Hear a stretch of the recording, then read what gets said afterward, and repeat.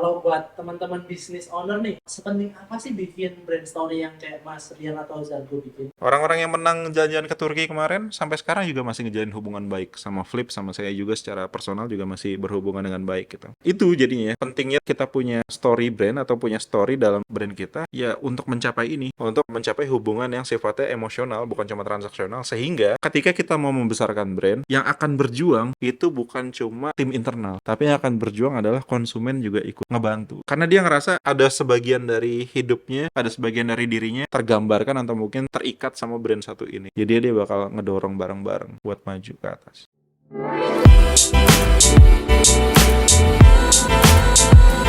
Halo semuanya, balik lagi di KA Talks. Kali ini di segmen Bincang-Bincang Brand bersama Bibi. Oke, hari ini kita kedatangan tamu yang spesial banget nih teman-teman. Beliau ini top seller di TikTok, dapat apa ya, top list TikTok produk 2 kategori, sama achievement yang berjibun dan startup yang apa ya, menurut saya keren ya, kayak apa ya, saya mau ngomong apa tadi ya. Startupnya sangat inovatif dan keren teman-teman. Jadi please welcome Mas Rian Saputra. Beliau saat ini menjabat sebagai CMO dan co-founder dari Zargo Indonesia. Oke, please welcome Mas Rian. Selamat datang di Kiriman Aja. Halo Mas Bi. Oke, tes. Oke. Jauh-jauh dari Depok ya teman-teman, ke Depok lagi. Iya, dari Depok ke Depok aja. Oke, boleh mungkin diceritain dulu Mas Rian. Apa tuh? Kesibukannya lagi apa nih saat ini? Oh gitu. Ya saat ini sebenarnya tadi udah diintroduce ya sama Mas Bibi ya. Emang saat ini lagi ngebangun satu buah brand fashion pria namanya Zargo, dan ini tuh brandnya baru berdiri kurang lebih selama 3 tahun, didirikan sejak pandemi tahun 2020. Ada kurang lebih 3 lokasi kantor, ada di Purbalingga, Purwokerto, sama Jogja, dan kerjaan saya adalah bolak-balik ke sana gitu. Oke, kayaknya saya lihat di LinkedIn banyak banget nih pencapaiannya Mas Rian as a Enggak. personal dan as a company ya. Jadi Enggak lah, masih dikit beneran asli. spill dikit dong Mas. Perjalanan karirnya Mas Rian seperti apa sampai akhirnya memutuskan untuk membuat sebuah brand. I see. Dulu sebenarnya awalnya mulai dari bisnis dulu. Tapi setelah 1 tahun berjalan, ternyata bangkrut. Oh, oke. Ya ini ya, maksudnya bangkrut itu karena hal yang kayaknya lumrah terjadi oleh pebisnis tahap awal. Ya dia nggak bisa manage keuangan, nggak bisa manage orang dengan baik juga. Bahkan marketingin produknya sendiri juga masih agak bingung pada saat itu. Hingga akhirnya setelah 1 tahun berjalan, mutusin untuk bangkrut. Dan setelah itu mulailah belajar sama teman-teman yang emang ngadirin perusahaan sendiri juga. Waktu itu mulainya pertama kali di Afra Kids. Oke. Mungkin Mas Bibi pernah dengar Afra Kids? Sangat ramai itu teman-teman. Iya. Iya, Afra ya? Oh ya, dulu di Afra. Oh namanya Afra, oke. Kirain Afra Kids. Dengan Narjo. Oke. Siap. Iya, dulu tuh di Afra. Pertama kali belajar banget di Afra itu sebagai performance marketing. Oh, malah performance marketing ya? Awalnya justru malah performance marketing. Terus di satu sisi juga nge-handle agen sama reseller di berbagai macam wilayah. Jadi ya semi community manager lah ya di sana. Nah, sampai suatu ketika itu dinilai sama leadku, waktu itu namanya Mas Alwin. Mas Alwin, Mas Ivan, sama Mas Mola. Beliau tuh mereka tuh melihat kalau, oh Yan kayaknya dirimu tuh punya potensi di konten organik. Nonton ini mereka Mas. Semoga. Karena sibuk kayaknya. Nah, dari sana akhirnya mulai fokus nih di konten organik, sampailah ke Flip dan ya berkarya banyak hal lah di sana gitu ya.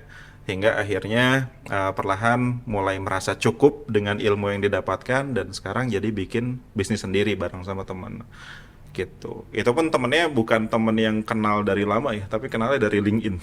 Oh, asli. Jadi benar-benar modal kenalan dari LinkedIn ya ternyata bisa jadi partner sekarang. Oke. Dulu startupnya apa Mas? Kalau bisa diceritain di sini. Aduh malu lagi. Masa lalu yang kelam kayaknya. Dulu namanya Nexto. Bikinnya itu apa ya?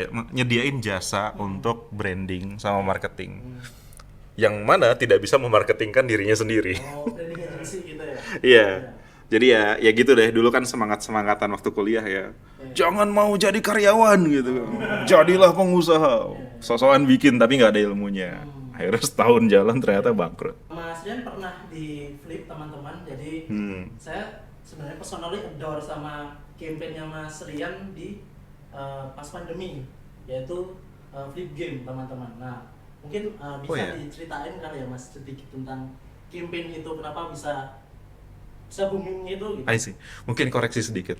Bukan pas pandemi. Melainkan di tahun iya bener juga sih, masih pandemi ya. Iya bener masih pandemi. Tadi mikirnya awal mula pandemi gitu. Oh ternyata ya di tahun 2021 kita masih menderita ya gitu kan. Oke. Bener kan? Masih menderita kan semuanya. Ya di pandemi bikin campaign atau activity bareng sama teman-teman di Flip, namanya Flip Game. Nah, si Flip Game ini adalah campaign yang dibuat dengan menunggangi satu buah tren yang lagi terjadi saat itu. Mungkin Mas Bibi masih ingat dulu tuh ada serial namanya Squid Game. Nah, si Squid Game ini rame banget sampai akhirnya dinobatkan jadi serial paling populer di Netflix gitu kan. Nah, aku pada saat itu posisinya masih wait and see dulu, ngeliat nih tren si Squid Game ini sampai mana. Karena kan dia serial ya. Kalau seandainya dia emang beneran bagus, maka setiap pekannya pasti akan ada perbincangan.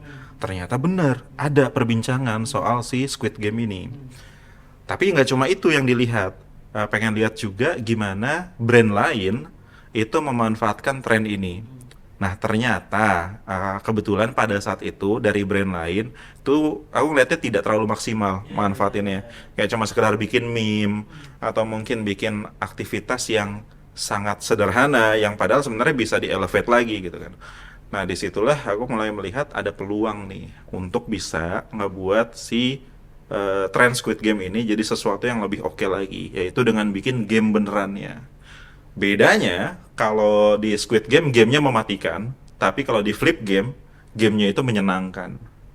Bahkan cenderung kayak ngebuat orang ngerasa happy lah setiap kali ngelaksanain gamenya. Walaupun ada sesi mikir-mikirnya juga ya gitu ya. Tapi sama-sama ngebawa hadiah yang cukup besar.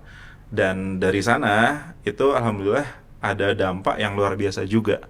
Buat si Flip dari sisi media sosialnya ataupun dari sisi bisnisnya. Media sosialnya sendiri itu tumbuh hampir kayak 79.000 followers gitu dalam waktu 1 bulan. 1 bulan. Terus kalau dari sisi impressions itu ada belasan juta yang didapatkan. Dan yang cukup menyenangkan adalah yang dari awal sebenarnya nggak diincar, tapi ternyata didapatkan. Yaitu ada tambahan transaksi di Flipnya itu sendiri. Dari game aja. Itu lebih dari 1 miliar tambahan transaksinya. Dengan persiapan 2 minggu. Karena pada saat itu masih dikit timnya.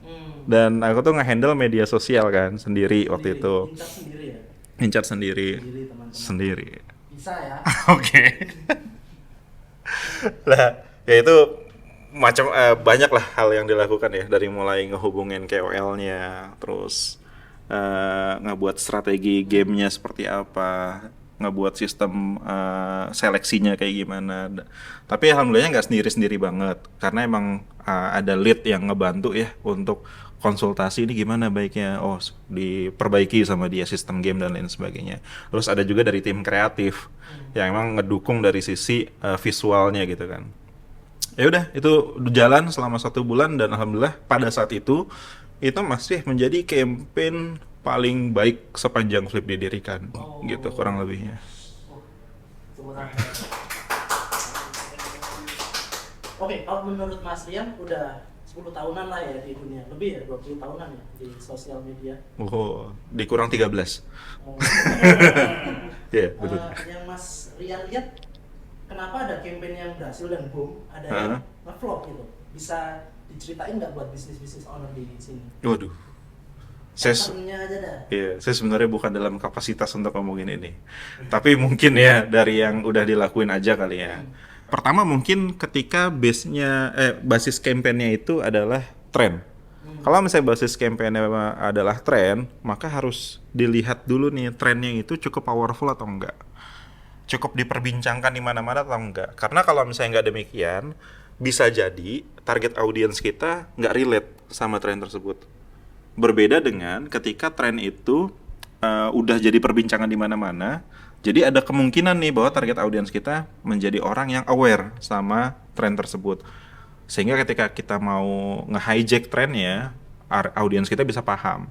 Nah, salah satu contoh yang kemarin terjadi adalah tren One Piece tuh. Itu sempat rame kan di mana-mana. Kayaknya Mas Bibi mungkin tahu, orang yang nggak suka One Piece pun mungkin mendadak tahu. Itu banyak brand juga tuh yang akhirnya nyoba manfaatin itu, ngerespon itu, entah dengan kolaborasi dengan One Piece atau mungkin bikin event yang bertemakan One Piece dan lain sebagainya, dan pada sukses pada saat itu.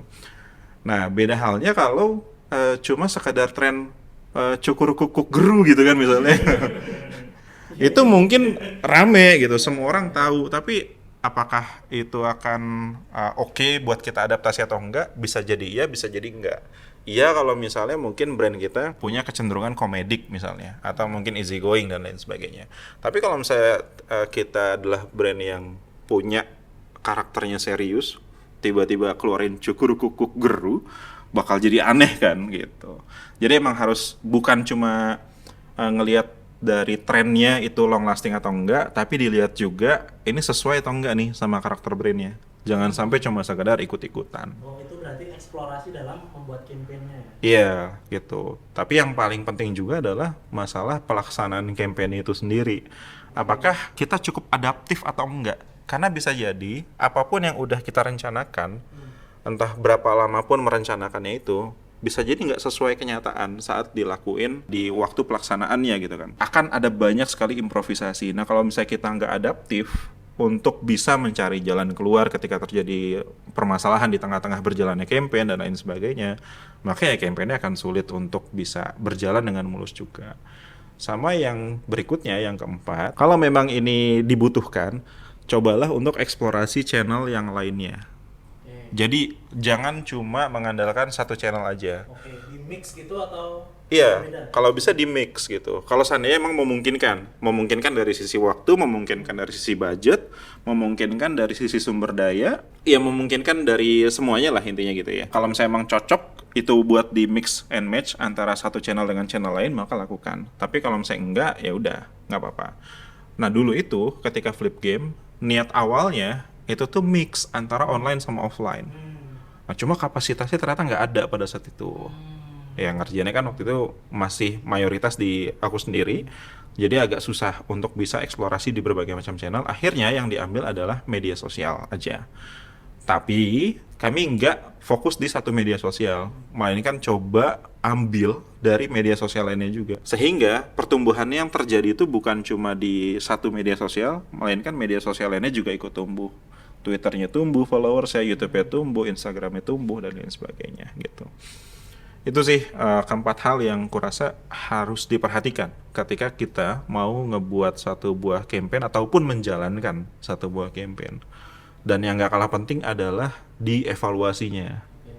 Karena ini ya, agak tricky sebenarnya ketika evaluasi itu. Mungkin kita saat evaluasi menilai campaign yang kita laksanain kemarin bagus nih, gitu ya.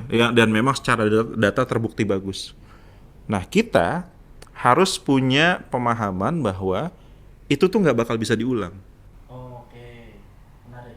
Karena kalaupun dipaksain, hasilnya kemungkinan besar bakal flop. Dan itu udah pernah ngerasain juga secara personal. Ada satu buah campaign yang berhasil banget, terus karena dinilai berhasil, oh bulan depan coba lagi deh. Ya ternyata nggak bisa. Karena kan satu buah campaign itu terikat sama momentum, terikat sama rentang waktu orang untuk bisa menyerap pesan dari campaign tersebut juga. Kalau misalnya terus-terusan diulang-ulang, belum tentu akan efektif. Kecuali memang campaign message-nya didesain untuk jangka panjang. Kalau misalnya emang didesain untuk jangka panjang, ya anggaplah kayak kita tahu Gojek sama Tokopedia ya. Mulai aja dulu pasti ada jalan gitu kan. Nah itu kan didesain jangka panjang sekali gitu kan. Maka pesannya bisa disampaikan terus-terusan. Tapi kalau misalnya kita cuma mengandalkan tren, ya sebaiknya tidak maksain untuk diulang di berikut-berikutnya seperti itu. Oke, menarik. Kalau teman-teman perhatiin ya, Flip itu punya campaign yang lucu-lucu ya menurut saya. Ada yang tadi Flip game, ada yang apa nikah bareng Flip. Iya, oke, Terus di kamar aku. ada yang ke Turki, jalan-jalan ke Turki. Terus terakhir itu saya kan ini ya, follow ya, jadi tahu ya, ada ruang nostalgia gitu. Kayak, Oh iya, tuh di Bandung tuh. mungkin membawa legacy kali ya ke campaign Flip selanjutnya. Nah itu ada benang merah atau apa ya, secret recipe-nya nggak ya kira-kira?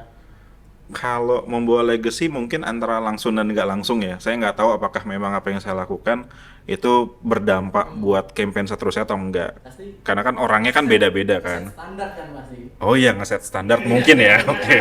Beban kan buatnya. Aduh. Tuh jadi inget pas resign dulu. Ya nanti kita Dia bilang set to high bar gitu dia bilangnya. Secret recipe sebenarnya nggak ada secret recipe amat gitu. Selama memang yang kita buat ya bisa relate aja sama audiens kita. Relate sama audiens kita di masa yang tepat gitu.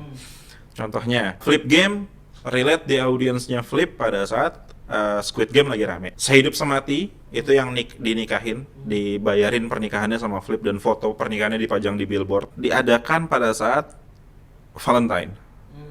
Jadi ngambil momentum, oh ini ada perayaan cinta untuk sebagian besar orang, tapi dari sisi Flip nggak pengen perayaan cintanya itu sepele gitu. Apaan sih perayaan cinta cuma pacaran gitu kan? Ya mungkin tidak salah, tapi kita pengen ngehadirin sesuatu yang lebih sakral, yaitu pernikahan. ditampilin di sini ya guys, biar pas Boleh. konteksnya. Nanti ada billboardnya nih. Ada billboardnya sih. Mas Riki. Bebannya. Billboardnya sekarang pindah ke sini.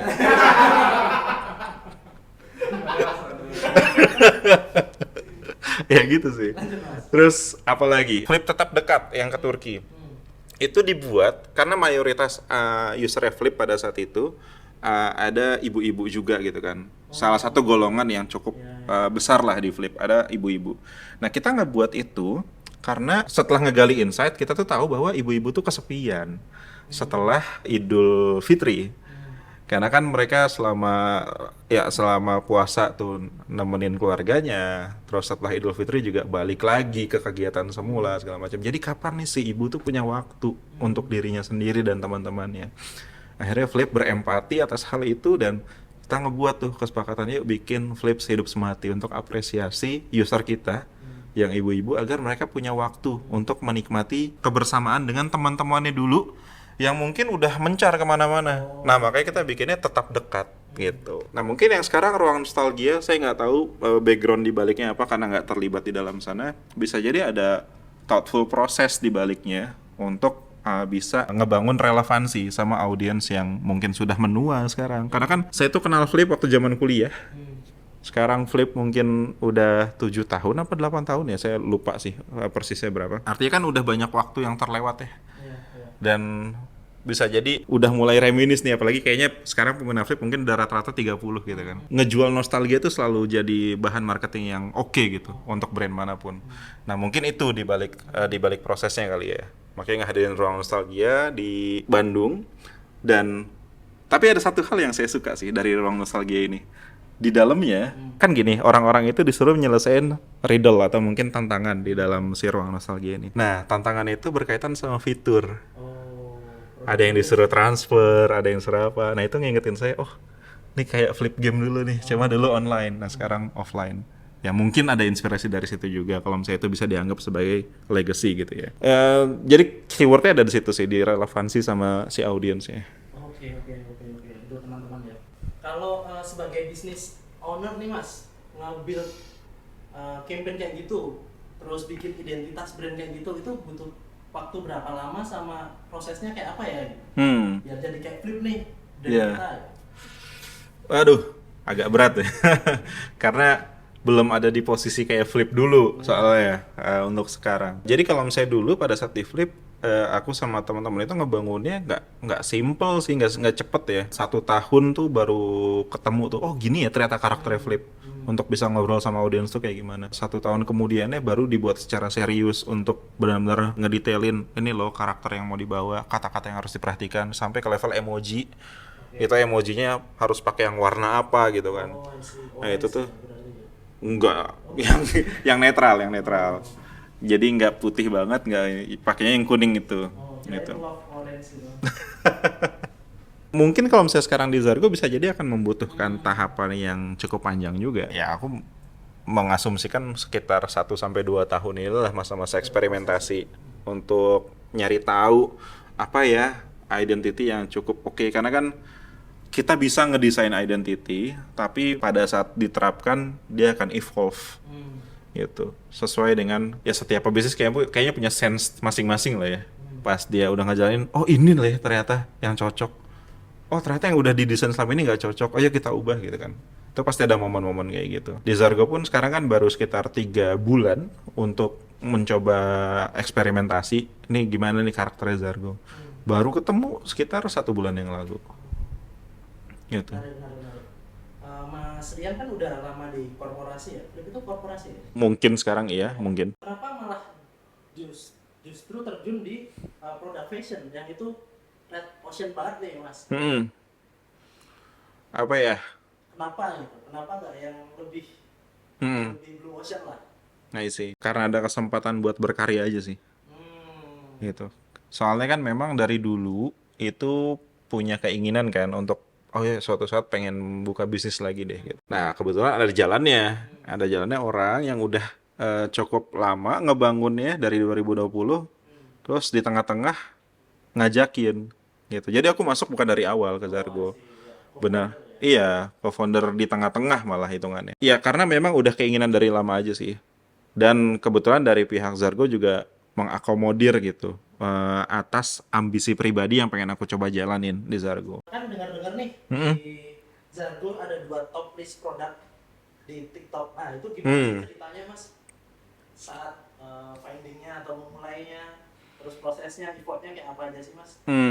I see. Bisnis owner bisa nyontek nih. Sebenarnya ada 2 ya yang masuk kan.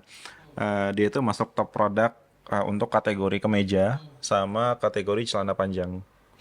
Nah, untuk yang kemeja, saya nggak bisa cerita banyak karena ini tuh prosesnya udah lama banget, udah dari dulu gitu. Tapi kalau misalnya celana panjang, kebetulan saya cukup ngikutin nih prosesnya.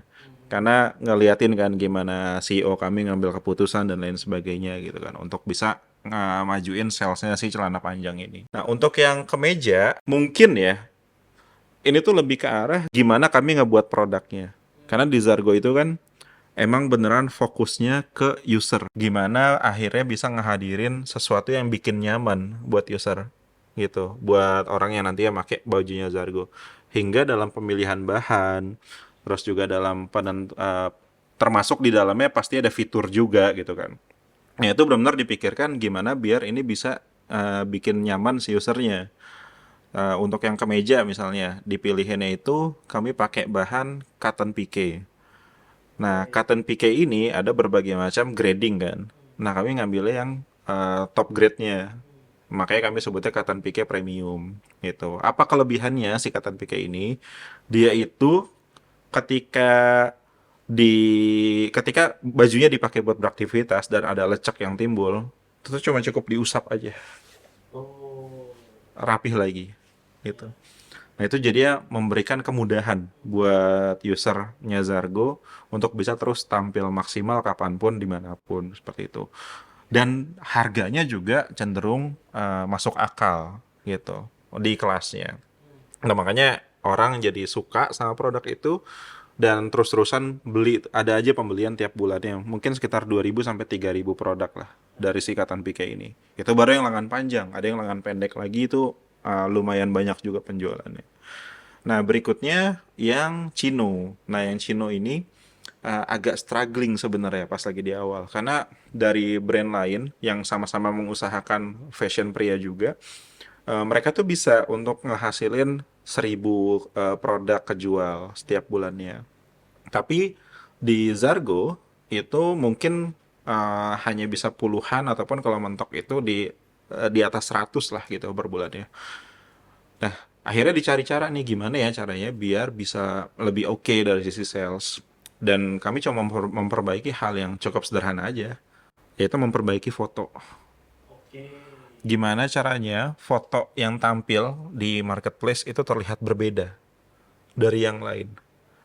Dan bisa menggambarkan fitur yang terdapat dari produk tersebut itu kayak gimana aja.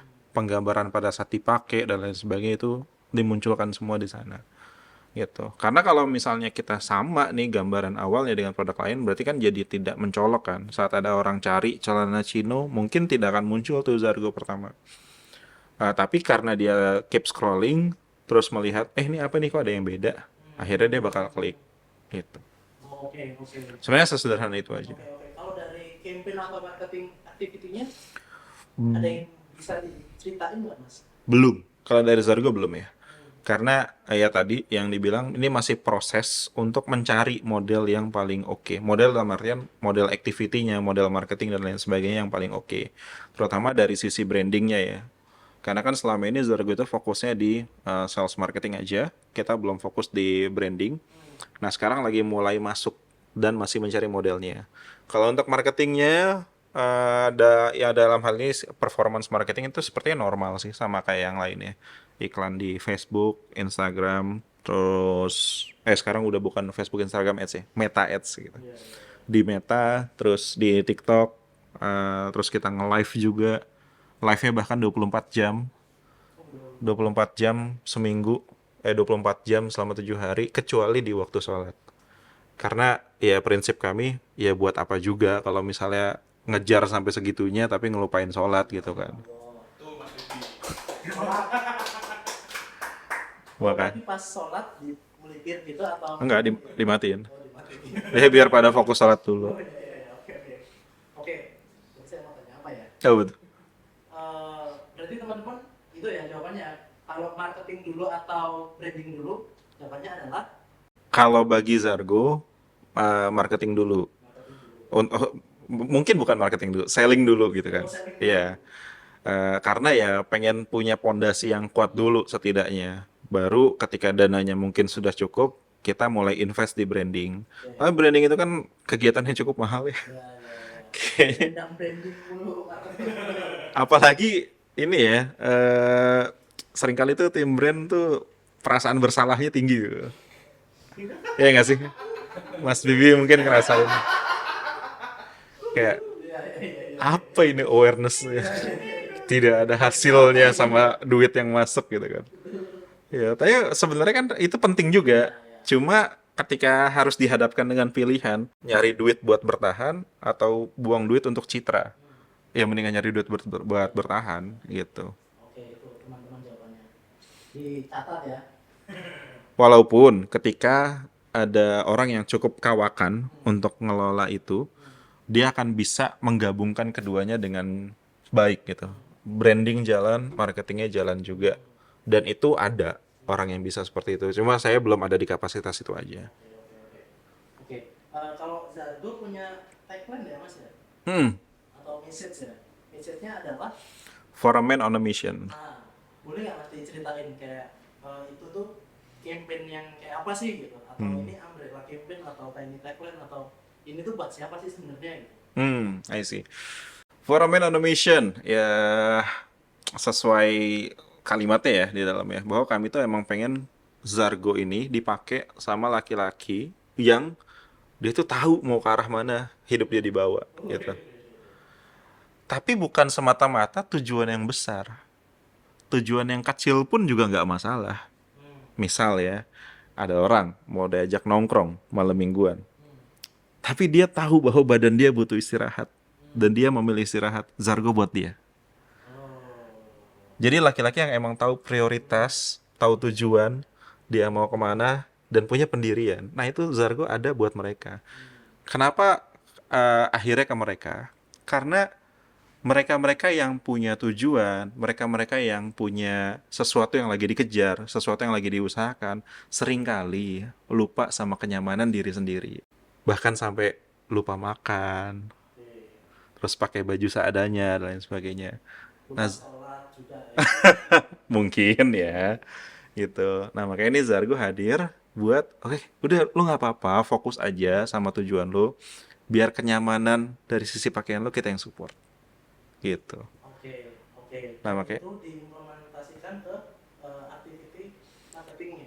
iya, saat ini lagi proses eksperimentasi ya, gitu. Belum sempurna 100%, tapi salah satu yang sedang diusahakan adalah dengan kita mengundang tiga brand ambassador yang kami rasa tiga orang ini tuh adalah perwakilan dari karakternya Zargo.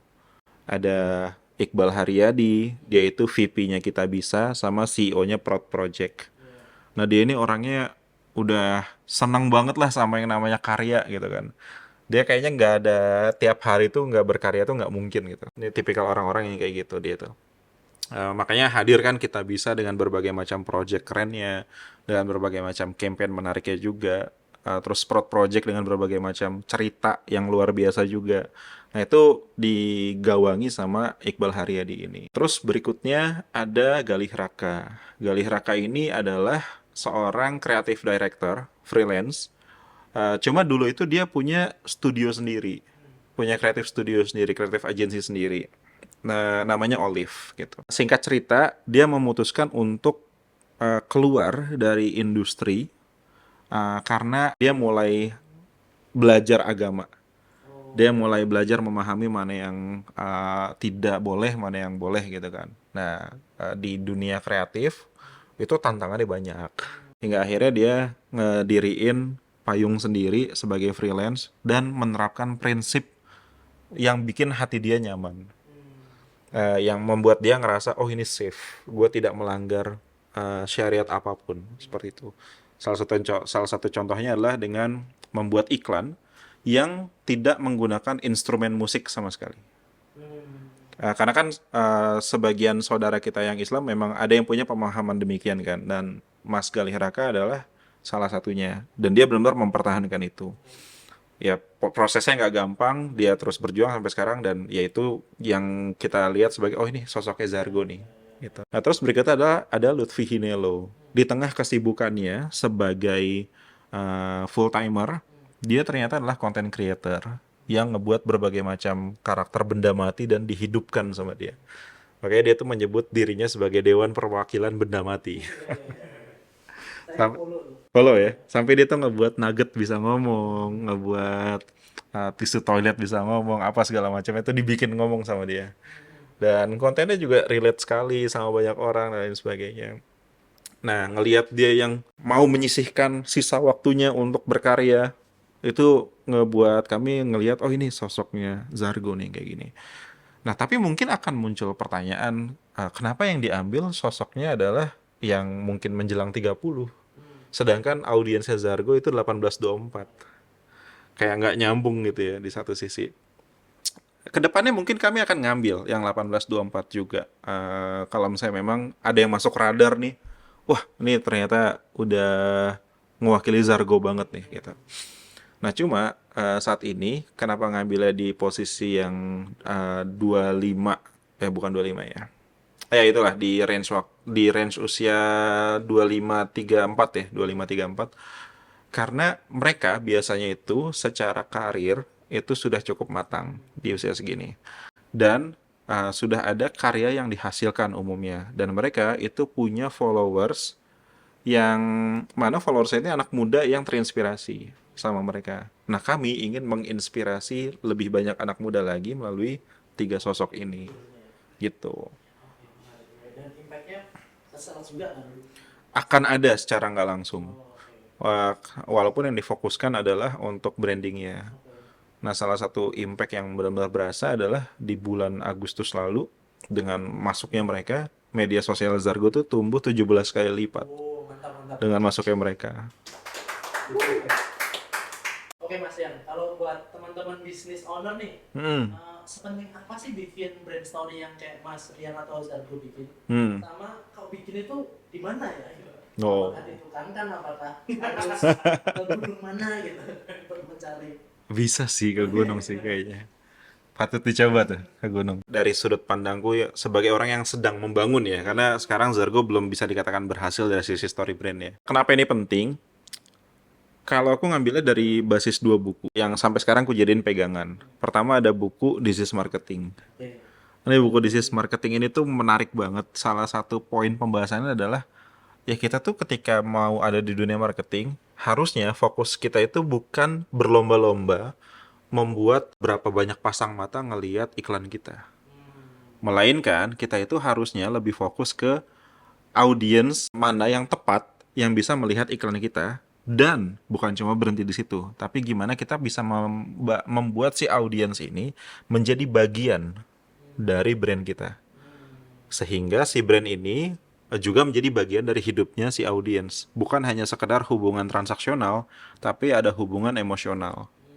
Nah, dengan membangun si story brand, hubungan yang diciptakan nantinya akan menjadi hubungan emosional, bukan cuma transaksional. Ada salah satu contoh brand yang mungkin aku akan seneng untuk menceritakan ini kemanapun gitu. Ada satu brand namanya Amal Soleh. Amal soleh. Amal Soleh ini mirip kayak Kita Bisa, tapi fokus marketnya benar-benar market muslim. Nah, yang menarik dari Amal Soleh ini adalah orang-orang yang menjadi PIC dari donatur yang mungkin udah donatur rutin, itu tuh hubungan yang terbangun antara dia sama donatur itu udah bukan hubungan transaksional lagi, udah bukan Pak, ini ada project baru mau didanain nggak kayak gitu. Tapi PIC dari Amal Soleh ini setiap kali selesai sholat itu benar-benar ngedoain si donaturnya, Oke. benar-benar ngedoain sampai di level ya setulus itu gitu, aku ngeliatnya ya kayak gitu, ngedoain banget lah untuk kelancaran aktivitasnya donatur dan lain sebagainya gitu kan. Bahkan bukan cuma dari sisi si PIC-nya, donaturnya itu juga ngedoain amal solehnya juga. Itu kan hubungan yang romantis banget ya. Ketika brand sama konsumennya atau sama usernya itu saling peduli, saling mendoakan satu sama lain, itu keren banget sih menurutku. Karena di Afra pun juga demikian, antara user sama Afranya, antara reseller sama Afra juga deket banget hubungannya. Sampai mereka tuh kalau bikin kegiatan udah bikin sendiri. Padahal ngepromosin Afra dari kegiatan itu. Karena mereka udah ngerasa deket banget gitu. Flip sama audiensnya juga dulu deket ketika aku megang media sosialnya. Sekarang mungkin masih deket ya, tapi kan nggak tahu kayak gimana. Sampai ada di level ada audiens yang mau konsultasi pilihan hidupnya. Flip, saya bingung nih mau milih lanjut S2 apa lanjut kerja. Dan itu nanyanya jam 1 malam. Mas Rian ya. Saya kebetulan lagi melek kan. Udah balas deh gitu kan. Terjadilah tuh curhat sampai jam 3 pagi. Akhirnya dia berterima kasih, ngupload di story bahwa dia seneng gitu kan. Orang-orang yang menang jalan-jalan ke Turki kemarin sampai sekarang juga masih ngejalin hubungan baik sama Flip, sama saya juga secara personal juga masih berhubungan dengan baik gitu. Itu jadinya pentingnya tuh kita punya story brand atau punya story dalam brand kita ya untuk mencapai ini. Untuk mencapai hubungan yang sifatnya emosional bukan cuma transaksional, sehingga ketika kita mau membesarkan brand, yang akan berjuang itu bukan cuma tim internal, tapi yang akan berjuang adalah konsumen juga ikut ngebantu gitu. Ayo, karena dia ngerasa ada sebagian dari hidupnya, ada sebagian dari dirinya tergambarkan atau mungkin terikat sama brand satu ini. Jadi dia bakal ngedorong bareng-bareng buat maju ke atas. Oke, oke, oke. Terus pertanyaan kedua, cara bikinnya gimana? Cara bikinnya, oke. Nyari di mana nih? Oke. Kalau cara bikinnya ini tergambar di buku yang kedua. Kan tadi buku yang pertama tuh. Buku yang kedua itu judulnya Building a Story Brand. Ditulis sama Donald Miller. Ini bagus banget. Meskipun ketika baca sebenarnya si Building a Story Brand ini lebih ngomongin soal gimana bikin landing page yang oke. Tapi dalam prosesnya sebenarnya kita malah jadi nemuin jawaban-jawaban yang lain.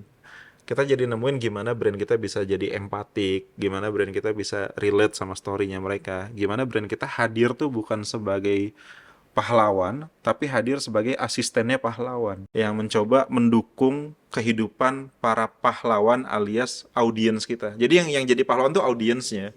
Kita tuh cuma, butuh apa, butuh apa? Butuh meja, oke siap, siap. Nih meja nih, biar lancar hidupnya, kayak gitu. Jadi bukan hadir, inilah meja yang akan menyelamatkan hidupmu, enggak kayak gitu. Tapi kita lebih ke arah supporting gitu. Nah, coba dimulai dari situ aja. Dimulai dari baca Building a Story Brand. Tapi kalau misalnya nggak mau pakai teori-teori segala macam gitu kan, ya udah perbanyak ngobrol sama audiens. Ini belum saya lakuin di Zargo, tapi dulu sempat ngelakuin di Flip dan akan dilakukan juga di Zargo untuk bisa ngobrol sama lebih banyak audiens dan secara rutin seperti itu. Dan buat teman-teman, kita bahas tentang ini deh, yang Betul. 2000 terjual, 2000 sampai 3000 terjual dalam 1 bulan. Heeh. di TikTok ya. Ya, untuk TikTok. yang dua produk tadi ya. Ya. Nah kan backsoundnya ke band nih, TikTok Shop. Mm-mm. Nah itu kira-kira gimana Mas Rian? Ya nggak apa-apa. Emang mau ngapain? Ya teman-teman Instagram lagi bisa nih saat ini kondisinya. Jadi Iya. kalau dari segi Mas Rian seperti apa, dari segi Zargo seperti apa, atau ada plan kan? Heeh. Ya, pertama ya, kejadian kayak gini tuh kayaknya bukan sekali dua kali lah akan dialami business owner. Pasti akan terjadi perubahan. Mau ya dulu kan juga wah lagi rame-ramenya di Facebook gitu kan. Zaman-zaman e-commerce dulu tuh. Terus tiba-tiba kok trafficnya nggak seoke dulu ya. Wah, harganya jadi mahal gitu kan, harga bitnya. Ya udah, emang udah pasti akan terjadi perubahan-perubahan kayak gitu. Nah, paling untuk bisa meminimalisasi, ya kita harus bisa ngontrol traffic sendiri. Oke, Kalau misalnya emang selama ini trafficnya itu berasal dari media sosial, dari marketplace, ya gimana caranya buat coba mindahin ke website sendiri. itu teman-teman. Zargo masih proses untuk bisa melakukan itu. Ya pasti prosesnya nggak gampang ya, karena behavior ya kita udah punya ribuan orang yang beli dari TikTok terus tiba-tiba digeser ke website pasti tidak akan mudah. Tapi bisa, bukan nggak bisa gitu. Bahkan sekalipun data konsumen kita disensor sama marketplace manapun termasuk TikTok, ya itu tetap bisa dilakukan untuk kita kelola sendiri datanya. Adalah strategi-strategi yang bisa dilakukan. Misalnya, coba setelah kirim kita kasih satu buah kupon, yang mana kuponnya itu baru bisa di-redeem kalau dia ngisi formulir. Itu kan salah satu strategi yang bisa dilakukan. Banyak sih yang bisa dilakuin, salah satunya itu tadi. Terus Aset sendiri ya. ya, terus yang kedua, setelah punya aset sendiri, setelah punya data audiensnya sendiri, nah lakuin yang tadi tuh, jangan sampai hubungannya selesai di hubungan transaksional. Kalau bisa dibawa ke level emosional. Jadi emang benar-benar kita nunjukin kepedulian, bukan pura-pura peduli ya, itu dua hal yang berbeda tuh. Kita benar-benar nunjukin kepedulian ke audiens kita, dia dengan kita ngajak mereka meet up, kita ngajak mereka ngumpul, ngobrol bareng, kasih sesuatu yang spesial untuk audiens yang spesial juga, dan lain sebagainya. Kita bikin lah programnya gimana-gimananya. Nah, dengan cara begitu, orang jadi semakin lebih dekat dan respect juga sama brand kita. Sehingga tanpa diminta pun, ya mereka akan mau tuh untuk ngepromosiin kemana-mana, dan mereka akan bangga gitu. Wah, ini loh, gue pakai Zargo, gitu. Dan mamerin kemana-mana. Itu yang kedua yang bisa dilakuin. Yang ketiga, tulis di kolom komen. Kira-kira apa? Soalnya saya nggak kepikiran lagi. Oke, kalau menurut Mas Rian nih, Mm-mm. gimana dinamika atau tren sosmed di 2024 Mas? Kan ini macam-macam nih, Mm-mm. ada banyak hal yang terjadi nih di Indonesia dan di market dan semuanya berubah gitu. Iya. Kira-kira tren sosmed seperti apa dan cara jualannya itu seperti apa sih di tahun 2024? Buat Iya sih. business owner di sini. Saya punya satu jawaban pasti. Oh yes, keren ini.